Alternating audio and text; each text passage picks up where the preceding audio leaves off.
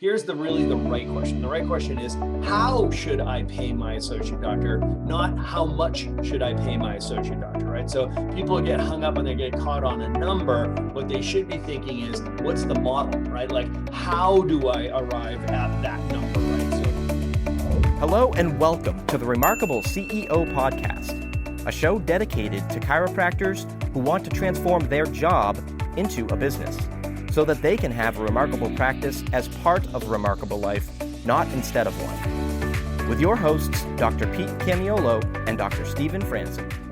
Welcome to another episode of the Remarkable CEO Podcast. I'm Dr. Pete Camiolo. And I'm Dr. Stephen Franson. And we're continuing a remarkable conversation, giving you the insider's scoop and the insider's guide to the associate doctor relationship. And there's a scoop that we're going to get today that I think all of you are going to be very interested in, because it comes down to the money. We're going to talk comp plans today. I know that we've been talking about, this leading up to this episode, all of the different elements of really getting the relationship right, that associate doctor relationship right. So again, whether you're a CEO listening to this, which I know is a majority of you, or if you're an associate doctor who's listening to this, which I know is some of you, this is for you. If we can get this right, I'll tell you, Dr. Stephen, what we've noticed in the last 2 years, especially since we've been doing this podcast, is we're seeing our practices in the remarkable practice just growing and growing and adding associate doctors. I mean, we can't even keep up with it. Our remarkable practices, our remarkable CEOs are absolutely just crushing it all the way through the pandemic. I mean, best years yet, best years ever, just on one on top of the other. And one of the things that we have a sensitivity to is making sure we get this right. Right. We talk about, Dr. Stephen, that you have an allergy, you have an allergy to confusion, to any area where there's not clarity in a communication or in a relationship. And that definitely comes down to this conversation we're having today, which is about expectations and agreements and getting this right. Comp plans, when money gets involved, absolutely getting this right. I know how, you're bullish about this and getting this right in all of your business dealings and relationships. And you've been that way, whether you were dealing with patients in the clinic or you're dealing with your partnerships and your businesses and clients in what we do now. I know that that's how you are. So a couple of things, just want everybody to know on the get out as we get started. This is the fourth of 4 episodes in a series. So if you haven't listened to the previous episodes, please go back and listen to them. It's an absolutely incredible conversation we've been having. Number 2 is that we've got some links for you because we want to support you. Actually, in the last episode, we added a link to what's called the Remarkable Associate Doctor Program. We've actually created a program for you so that you can get this right. So check out that link so you can learn more about that Remarkable Associate Doctor Program.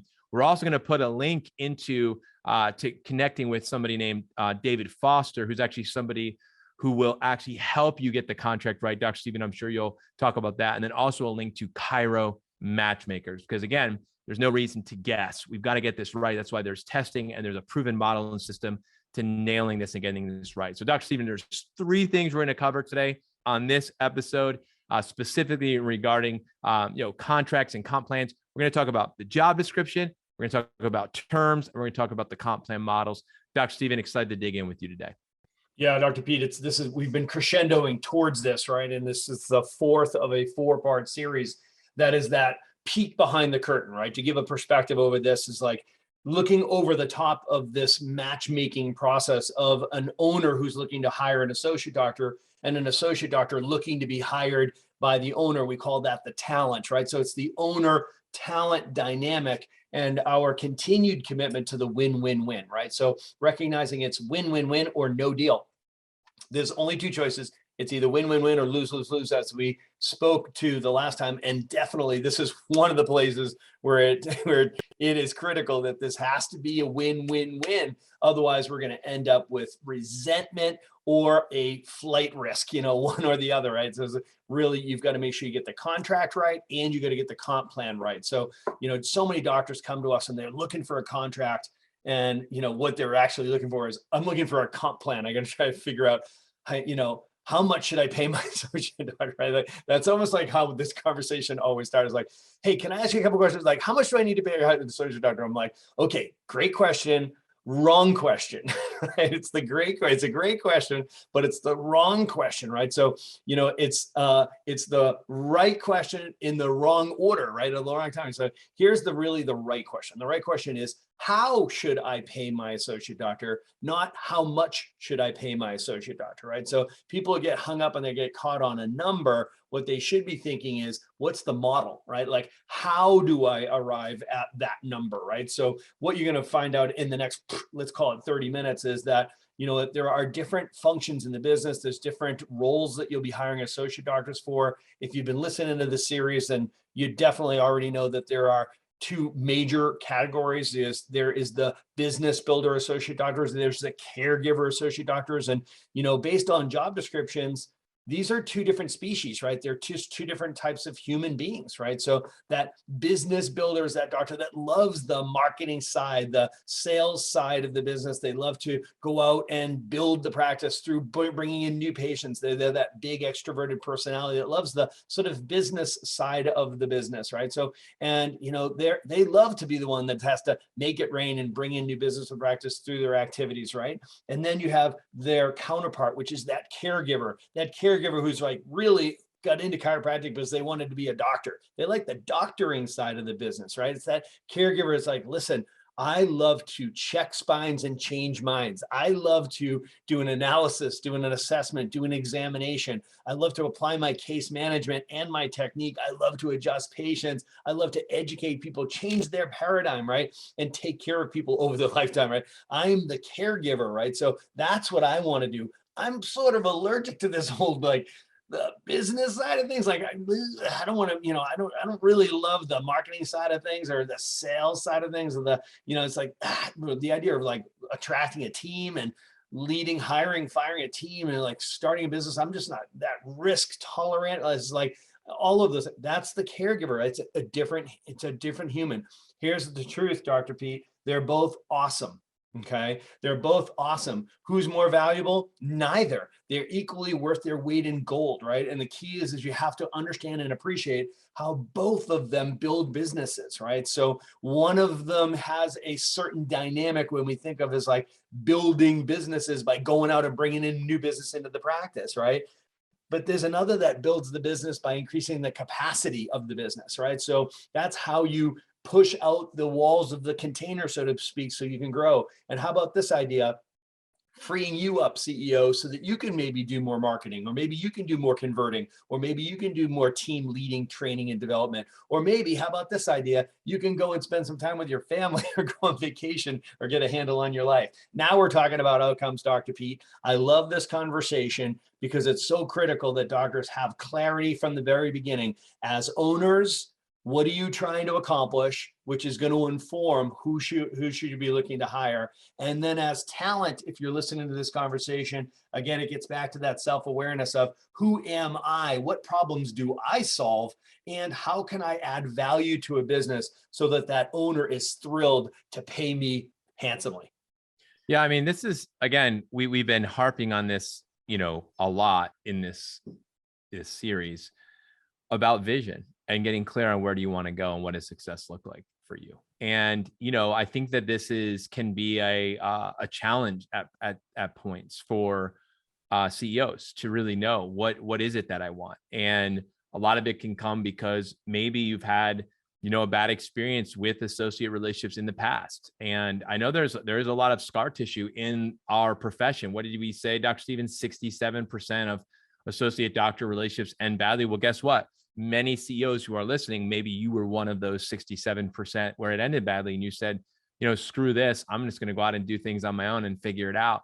And, maybe, that's, you've been through that and you spent the decade of your career doing that. And now you're finally looking to maybe get some help. And maybe you're saying, I don't know if I want to bring on an associate because I didn't have a good experience. So you've been stuck in an owner operator role because you have trauma from the past that actually has prevented you from really stepping into your destiny. What's the next step? And like you said, Dr. Stephen, this is about advancing our profession. We're talking about, we have a vision of what we believe that chiropractic should be doing on the planet. And we know that what the world needs now is chiropractic. Amen. Right. And what chiropractic needs now, more successful chiropractors, more successful CEO chiropractors, more successful business builder associate chiropractors, more successful caregiver chiropractors, all the above, right? So we've got to get this right. So there's a sensitivity to the heart of this. Hear the heart behind this, because this is a very heady conversation. It can be easy to go into that and get real technical, which we are. But remember the heart, the essence is this, the essence of the relationship is we want to create long-term successful relationships. That's the purpose of clear expectations and honest agreements with a patient, with an associate. So Dr. Stephen, knowing that, what it is that you want to create, what does success look like, so that you can create a description that's accurate.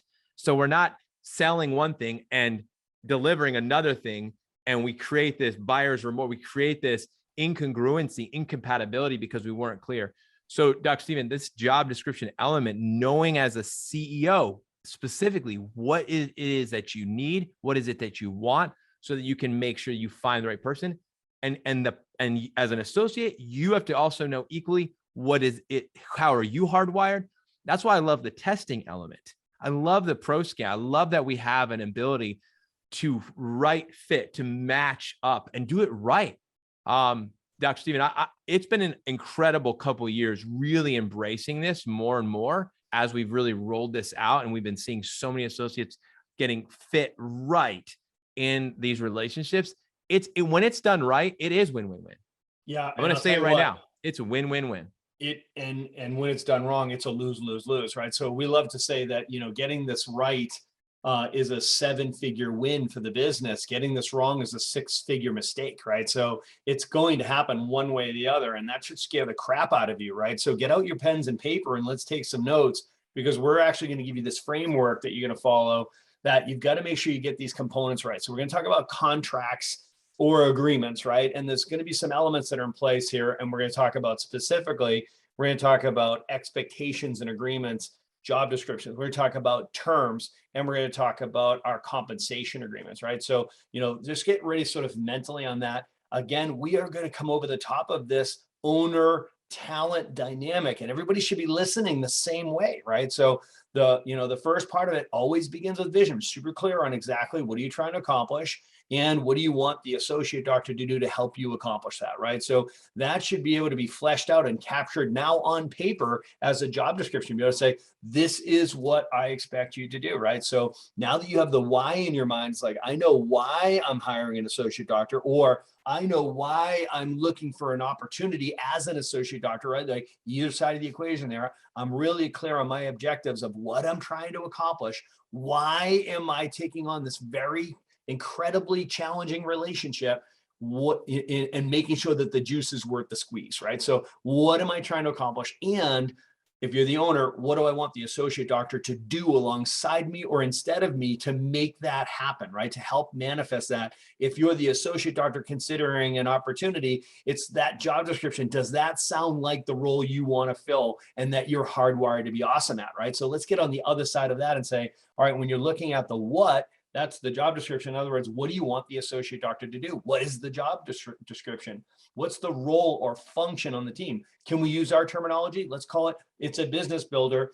versus a caregiver, right? So think in your mind right now, most of you probably are looking for a caregiver, to be honest with you. And that's the good news here is about 75% of chiropractors are actually hardwired to be the caregiver, which leaves 25% of chiros who are hardwired to be business builders. And 15% of that 25% are entrepreneurial business builders. And I bet that the majority of people that are attracted to listening to this podcast regularly, I'm probably talking to you right now, right? So I know the two of us on the screen right now are hardcore entrepreneurial business builders, right? So God makes entrepreneurs. And how do you know that to be true? Number one, you know it in your gut, because no matter what you did in life, you were going to start businesses, weren't you? Right? So by the grace of God, you were called to chiropractic, and now you started chiropractic businesses, right? So you are that entrepreneur, but we don't have to guess that. We can test that, right? So you can test and you can see, actually, I am hardwired to be that entrepreneurial business builder, right? I'm high dominance, right? I'm extroverted, right? I'm risk tolerant, right? So you go to the far left-hand side of the spectrum. So you have to know yourself, right? And you have to recognize you're not looking to hire yourself, right? So that's the mistake so many people make, because guess what? You wouldn't work for you. You're a flight risk, right? So unless you're looking for somebody to take over and buy your practice and become the boss, or you're looking to do a plant to purchase where they're going to take over the practice, what have you, this is probably not the right candidate for you. But I you know what, we could go down a rabbit hole on that one, Dr. Pete, but I just want to make sure people understand they're framing it out. It's like, are you looking for a caregiver or a business builder, and be specific about that? Because as you flesh out this job description, you're going to say, well, what do I want them to do as far as marketing goes and attraction? Now, if let's play the caregiver up, right? So it's like, if I'm doing a caregiver, do I relieve them of all attraction, marketing, lead generation, or do I relieve them of that entirely? Not in my world. I had 39 associate doctors, and probably 30 of them were caregivers, right? So maybe 25 of them were caregivers, right? They were awesome, but their role was to be in the adjustatorium, educating and adjusting patients, right? They made sure our patients were educated and they went through our patient process. Well, Dr. Pete, in the TRP system, if your patients are going through your process, you're going to generate internal new patient leads, right? They're called process-driven referrals, right? If you're educating patients and they're happy and they're getting great outcomes, you're going to get organic referrals, right? So I'm going to fully expect that there's going to be some level of internal new patient generations from that. But I'm not going to expect that caregiver DC to go out into the community and be a dynamic networker, do these killer outside corporate talks and dinner talks, and drive a bunch of business into the practice. I know we could talk about this all day, Dr. Pete, but I want to make sure that we put some meat on the bones here so people understand, when you're putting together a job description, exactly what do you expect them to do in marketing? What do you expect them to do in the conversion process? Day 1, day 2, day 3. Are they simply going to help you do consultations and exams, or are they going to be doing recommendations for care? Are they going to do report of findings, recommendations for care? Are they going to give clinical care plans? Are they going to give financial plans? Do you want them to do financial closes? You need to know this in the conversion process. Or how about retention? In retention, are they going to be in charge of doing consultations, analysis, examination? Are they going to be adjusting patients? Do you want them to take over a bunch of patients? Are they going to start from scratch? Where are they as far as what are we going to do as far as patient care goes, patient education, creating long-term relationships and retention? Is that going to be their role? Are they going to do progress exams, re-exams? Are they going to do reconversions, right? So how are you going to utilize them? What do you expect of them? How about team? Are they going to be part of your team meetings, team trainings, team huddles? You better indicate that.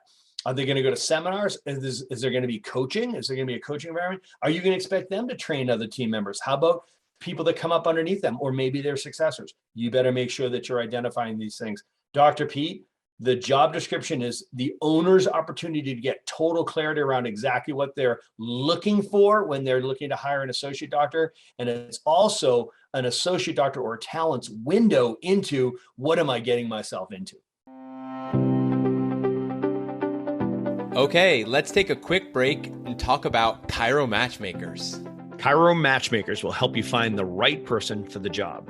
If you're looking to hire the ideal chiropractic assistant, Chiro Matchmakers will help you find the specific person missing from your team so that you can get back to using your talents to serve more people. Or if you're looking to hire the ideal associate doctor, CMM can help. Chiro Matchmakers helps chiropractors like you find the ideal associate doctor to unlock your practice potential and get you the freedom that you desire. To learn more, go to chiromatchmakers.com. And now let's jump right back into our conversation.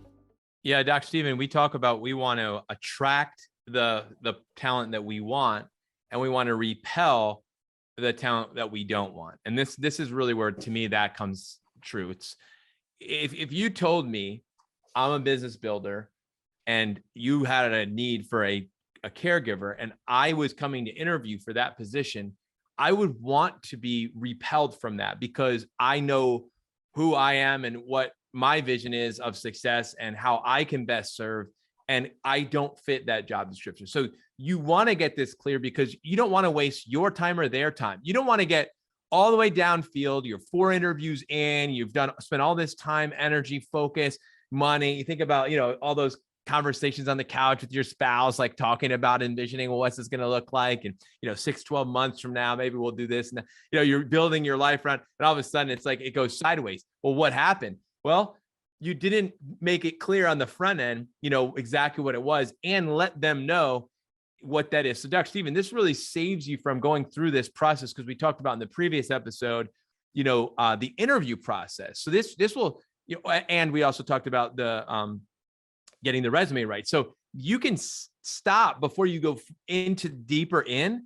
And, this is a big part. So getting this right, being clear on the front end really will save you a lot of time, energy, and focus early on in this process. So I'm just reemphasizing this again, speaking from scar tissue. We come at this. I'm a high hopes guy, right? We're optimists. So it's like, oh, we can make it work. It's going to be fine. We'll figure it out. No, we're not going to figure it out. We're not just going to make it work. This is wicked hard to do. Even with all this insight, it's wicked hard to do. As I was listening to you, Pete, I'm like, literally my brain went to right back to our football analogies. It's like, can you imagine? It's like, if you presented yourself as a talented football player, it's like, listen, I'm a great athlete. Okay. I'm in great shape. I've played football my whole life. I love football. I'm passionate about football, right? All state. I held the state scoring record, all-time scorer. And it's like I'm all-time scoring, right? So, and then they're like, wow, this person sounds awesome, right? So you guys run a wishbone. Oh man, I grew up in, oh man, I just absolutely love it. That's fantastic. Great, let's bring them in. Let's put them where. And you show up for the first game and they're like, okay, so you're going to be playing nose guard. All right. And you're like, well, hold on, time out, wait a minute. Or worse, you're going to be our quarterback. It's like, well, wait a minute.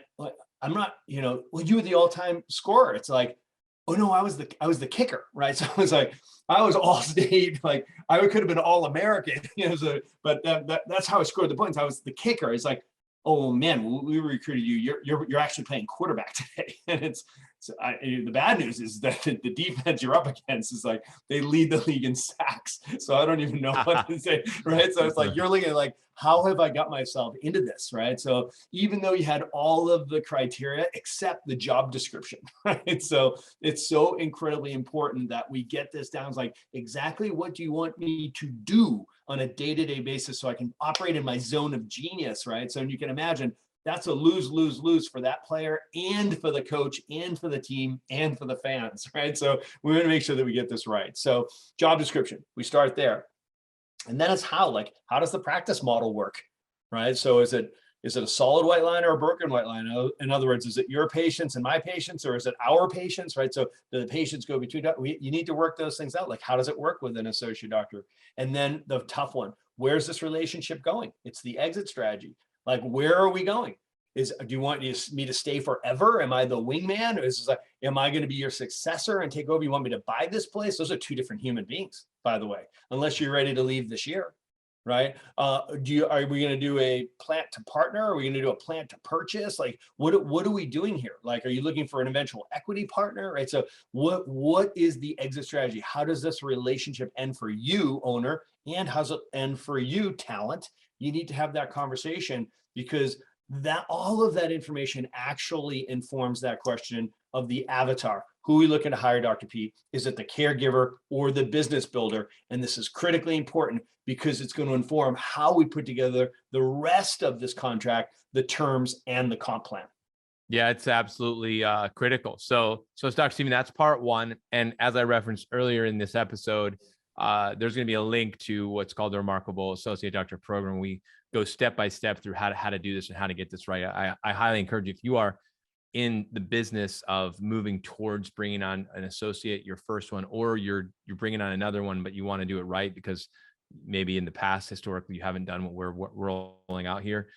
That's what that program is for. And it's absolutely brilliant. And if you have questions about it specifically, feel free to message, Dr. Stephen or myself, just direct message us. We'd happy to, chat that down. So that's going to be huge. So Dr. Stephen's second step then is terms. So let's get into it. So there's, there's general terms that you're going to have on there, some of the things that are like making sure that you understand exactly what it means to be an employee, and like, when do you give you a notice, and when do you start date, and what do you have access to, and what are your dress codes and codes of conduct and all those sort of things. Blah, blah, blah. You can look up that stuff online if you want. But one thing you need to understand is that there's two things that people ask about all the time. One's comp plans, the other one's the non-compete. And what I'll tell you is the comp plans are critical. We're going to talk about those in a second because it's the easiest way to screw this up. You can do everything right, but then blow it up with the comp plan, right? So The other one is the non-compete. Truth is you'll have non-competes, which I like to think of as a gentleman's agreement, right? So you just set it up and be like, listen, you can't be setting up shop with, if this relationship goes sideways, we're going to say 5 miles radius, just don't set up shop, whatever, because, we're going to spend time together here. I'm going to be paying you to help build this practice, blah, blah, blah. But as it goes, is like most of these non-competes do not hold up really well. That number 5 miles is arbitrary. If you're in Manhattan, it won't be 5 blocks, right? If you're in Madison, Wisconsin, maybe it's 15 miles, right? Or somewhere in between, right? So, you want to make sure that you understand that the non-compete is really not going to have a lot of teeth. The teeth as in the non-solicitation clause, right? Which is you cannot solicit any of the existing patients or our staff and our team. And you need to be really clear about that. That'll absolutely hold up. And that's near bulletproof, as far as like protecting yourself, because you are going to be investing in building this business and you're going to be paying this person to do that with you, right? So you've got to understand very clearly the patients belong to the clinic, right? Otherwise, what you'll end up doing is you'll have somebody who takes you out to lunch 9 months down the road and say, hey, yeah, we so appreciate everything you've done for us. And, my wife and I have been praying about it and we're going to open up our practice, but don't worry, we're way down the street. Right. And I can't prevent people from coming to us, but I'm really not, so that wonky, awful conversation, you don't want to have it. Right. So, and you want to make sure that, there's some type of agreement that's set up where if we do go in different directions and you open up your own practice and you end up taking over patients, which I've done with my associate doctors in the past, there's some type of financial agreement ahead of time. It's like, listen, I'm going to pay you to build these. I'm going to invest in the marketing. I'm going to pay the team that processes these patients. I'm going to make all this investment. I'm going to pay you in the process of building a business. That is the business, right? You can't just move down the street and take them with you, right? You're pulling value out of this business. So let's have an agreement right now. It's like, if in good graces the patients decide they were going to follow you, that's great. Let's put an agreement in place financially where we can get compensated for the loss to this business if you decide you're going to go elsewhere. That's an important point in a contract, Pete. Yeah, I know it's great. And again, that's something that also comes up, in these discussions that we're having as doctors are considering bringing on, an associate. These are the things that I think a lot of people get stressed about. And, Doc, one of the questions, and this leads into the third part here, is, talking to CEOs about bringing on an associate. One of the things they get sideways about is, can I afford it? That's a question a lot of docs ask, like, can I afford it? And what they're thinking about is, let's say I bring this doc in, I commit to this salary, I commit to this doc. Am I going to be able to, afford it? And what happens, if I can't? What happens if things go sideways? So, this is a big, because you said earlier, the question isn't, how much should I pay my associate? The question, really, the right question is, how should I? So Dr. Steven, let's talk about this. Talk about just the mindset going into making the investment of bringing in an associate, bringing on the associate doctor onto your team. Yep. And really how to go about, how should I pay them? That's the right question to ask. So how do we go into this, Doc? So, we made a commitment to you as CEOs that we were going to have a love language that we call brutal facts, right? So that's the love language of the Remarkable CEO program. It's actually the love language of the Remarkable CEO podcast as well, right? So let's just talk brutal facts. Maybe you can't afford us an associate doctor right now. So it's just like, let that sit for a second, right? So there are situations where a doctor the business cannot support an associate doctor. And that's one of the most important and convicting conversations you could have. You're like, what does it take to actually be able to afford that? Right. So let's just call a spade on this and just say, listen, there are some practices that need to grow into the place where they can actually afford to have another professional join the ranks. Right. And that's an entire conversation, which we're not going to get into the details of that right now, but that is there's a very important series of questions that you need to be able to answer and to look at the brutal facts and say, is this business able to support another professional at this point? Truth be told, Dr. Pete, is, there is a dynamic today where there is 5 opportunities for every associate doctor out there that's available, right? So in Chiro Matchmakers right now, I think we have, 170 jobs that are open, probably 100 for chiropractors, right? We'll place hundreds and hundreds of chiropractors this year, hundreds and hundreds last year. I bet more than half of those jobs are over 90 grand. We probably have 50 jobs that are over 90 grand. Another 30 jobs are in six figures, right? 100, 125. We have jobs that are 250,000, right? So I've heard doctors show up and they're like, yeah, I'm thinking I'm going to pay them like a $50,000 base and then we'll put together a bonus structure in place, whatever. It's like, come on, doc, you got to recognize that that's terrible for the profession. Could you live on $50,000? It's like, it's not indentured servitude, right? So we need to grow up as a profession and recognize that on average, the associate doctor relationships that we're seeing get placed and placed successfully, they're around 80, 85,000 and upwards of 100, 105. It's super common to be paying an associate doctor 100, 110,000. And some of you right now are like sphincteric, being like, what? Holy crap. And I don't. It's like we've just dragged this broken model forward into the future or into the present. We're not dragging that into the future because that's a lose, right? Which is why 67% of these relationships fail, right? You either get stuck with somebody who is not the right fit for your practice and you got to kick them out of your practice, or somebody's doing really well and they leave your practice and they're a flight risk. And both of those are terrible, right? So let's get this right. And you have to get that job description right, get the right fit right, and fit the comp plan to the right model, right? For that right human being. So to cut to the chase, you've got two different human beings here, caregivers and business builders. They thrive in different job descriptions and they're incentivized, motivated, and energized by different constructs of payment, like how they get compensated.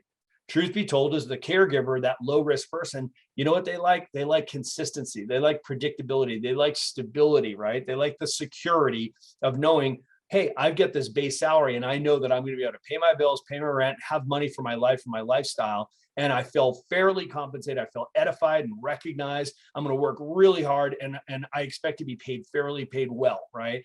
Now, they're the opposite of a business builder. Business builders are hardwired in such a way that they want to have that upside potential, that if-then scenario of like, I want to be recognized and rewarded, compensated and incentivized based on my achievement and contribution to the growth of this business. They're just hardwired that way. They're not as concerned with the base salary. They're concerned about the upside potential of the position. Don't give me a ceiling, give me a runway. Let me go and grow and compensate me in an if-then scenario based on growth as I add more revenue to the business. Now, when it comes to bonuses, Dr. Pete, it's like the caregiver. You know what? They're not incentivized by that, frankly. And it's hard for CEOs for the most part to get their heads around that because that's how we're hardwired, all of us, right? So, the bonus makes sense to them as long as it's tied to the team, to the business itself, and general revenue growth. That makes sense to me. As the business grows, yeah, let's do a bonus system in place, but don't set it up as this, my compensation is an if-then scenario. On the opposite side of it, that business builder, man, they want their bonuses set up on their achievement. Man, give me my KPIs, let me after it, right? And as I go and grow, let me make, as I do well, I should do well. So Dr. Pete, that's the general construct. And I'll tell you, we have 7 different comp plans that we've created that are inside of that Remarkable Associate Doctor program. We have our contracts in there. We have consultations that go with those contracts. We have 7 different comp plans that will help you get this right, that resonates with you and your business, and will help you arrive at that win-win-win. Because we know ultimately when you get this right, it's a massive win-win-win. When you get it wrong, it's a massive lose-lose-lose. Man, there's such huge upside potential in this. We want to make sure that we set up those compensation plans so that they energize your team members, right? Not drain their energy. And that's an important thing to remember. And we get back to that E equals MC squared, right? So energy and enthusiasm equals money times crucial communications. The M is the money, the M is the compensation plan. We want to make sure that we set it up so that everyone is energized on your team, because we know the truth. Your business is always a reflection of your energy and your team's energy, definitely your associate doctor's energy. When the energy's up, the business is up. When the energy's flat, the business is flat. When the energy's down, the business is down. So let's make sure that we set up those contracts and comp plans to compel the right person to join your practice, repel the wrong person from the practice, and let's set this thing up for the win-win-win. Thanks for listening to this episode of the Remarkable CEO Podcast. Remember, what the world needs now is chiropractic, and what chiropractic needs now is more successful chiropractors. If you like this podcast, please subscribe, share with a friend, and leave us a review. And if you'd like to connect with us personally, direct message us on Facebook, LinkedIn, or Instagram. Now go and be remarkable.